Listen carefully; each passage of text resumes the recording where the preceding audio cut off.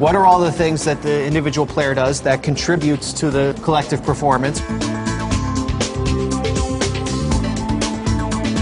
We've taken a lot of the mystery out of the rest.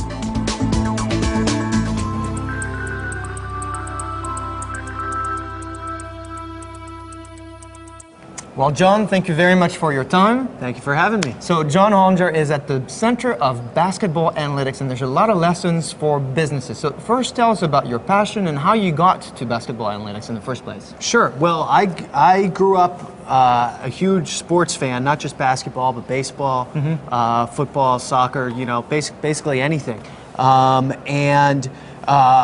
So I took note when Bill James, who's sort of the father of this whole thing, started doing what he does with baseball. That I was a teenager at the time, and I read all his books, and it completely resonated with me. So I started thinking immediately, how could I do it in my favorite sport, basketball?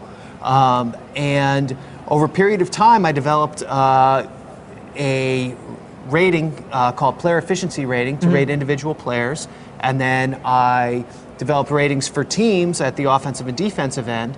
Called Offensive and Defensive Efficiency. I created a website called allyoop.com back in 1996 where I started putting this information out there, and that sort of snowballed, and one thing led to another, and here I am 15 years later writing for ESPN.com about it, and at this huge conference with lots of other people who are interested in it. That's great. Now tell us a little bit more about PR, and the concept here is one that we run into often in business, which is this idea of individual versus collective performance. So take us to what PR is and why it matters. Sure. Well, with player efficiency rating, what I was basically trying to determine was what are all the things that the individual player does that contributes to the collective performance, which a lot of those things, especially at the offensive end in basketball, are fairly easily measured. Not perhaps as easily as it is in baseball, but to a large extent you can. So it sort of gives players credits for doing the positive things and debits for the negative contributions in proportion to how much those influence the amount of points scored on each possession, which is really the object of the game, to score as many points as you can out of each possession and to minimize the amount the opponent scores. So that's where player efficiency rating absolutely correlates with winning, which is the ultimate objective. The part that's sort of missing, because basketball statistics don't quite track this as well, as on the defensive end of the floor, where we know block shots, we know steals, we know personal fouls, but about 3/4 of defensive plays don't involve a block, a steal, or a personal foul. So there's a portion of that is a black box that leaves us with a large subjective component. But yet, I mean, we've taken a lot of the mystery out of the rest. So there is some unknown of it, but the majority of it is being measured. That could sound a little bit intense for somebody in the business saying, well, you're measuring a lot of activities here, and the only thing you care about is how many points were scored. What would you say to that? Well, all these other things contribute to the points that are scored or not scored. But does it matter the way I score them? Yeah, I mean, it matters how many shots you need to get those points, or how many possessions you use. If you score 20 points but you commit 5 turnovers, that's 5 possessions where nobody else could score either.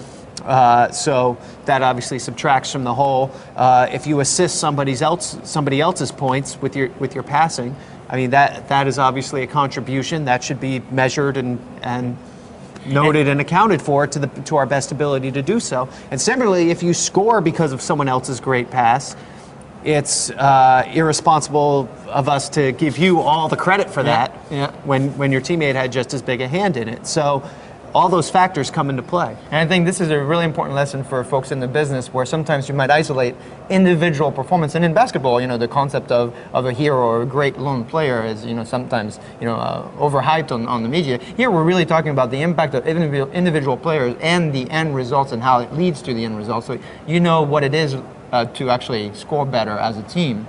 Now, you also talk about the principle of perceived performance versus measured performance. And again, the game leading with the emotions and so forth, you tend to think, oh, well, this guy is a great player just based on how I feel about it. But you've created also this concept of game score. So tell us a little about how game score works. Well, game score was really evolved because a lot of times we see a single game and we think, oh, that was that was fantastically good or that was amazingly awful. Yeah. And we kind of want to know where an individual performance we just saw is on the scale. So what I did was sort of create a shorthand where an individual could, because the formula for player efficiency rating is quite complicated. So it's unrealistic for a person to watch a single game and just sort of look at the box score and then be like, oh, he had a PER of 17.3. Like there's too much math involved for that. But game score I devised as sort of a more back of the envelope way for somebody to approximate that, and then that way after especially a very good or a very poor game, you could see almost immediately its historical context. Was that the best performance of the season or of the week or of seasons or in this team's history or however you want to So I really want to invite people to go out and check out the work you've done, both PR and game score, because they're great lessons for the business there. You also started here by saying, you know, I learned from baseball, brought it into basketball. Are there other sports that you think can learn from basketball today, like for instance soccer? Yeah, absolutely, and I think we're starting to see that happen in other sports now. Baseball was the most ready for it because the variables were the easiest to dissect. It's most of baseball is just a batter-pitcher confrontation, and so the variables are very discrete. And basketball gets a little more complicated. Soccer and hockey, I think soccer and hockey are almost hand in hand on this. They're complicated by two things. One, they are flowing sports where a lot of times even possession isn't clearly defined. Yep. In baseball and basketball, possession is always clear. There's always one team that's on offense. In soccer, there are times where there's just a scramble, and you know, if you said whose ball is it right now, there wouldn't be a clear answer. And same for hockey. And the other thing is that there are so few scoring plays, and that really complicates the calculation. Whereas in baseball and basketball, it is very easy to see, and in football even too, how much each individual play contributes to scoring. But in a soccer game that ends 1-0 with a goal in the 80th minute, you know, how much did that play in the 4th minute contribute to that goal in the 80th minute? Do you find that having analytics not only helps teams run themselves better, but also engages with the fans or people watching the performance better? Do you get lots of non-basketball fans now liking basketball because you've created these analytics to assess? I don't know if I'd say that. I think it's more, you know, people who already have an interest, then this sort of takes it a step further, or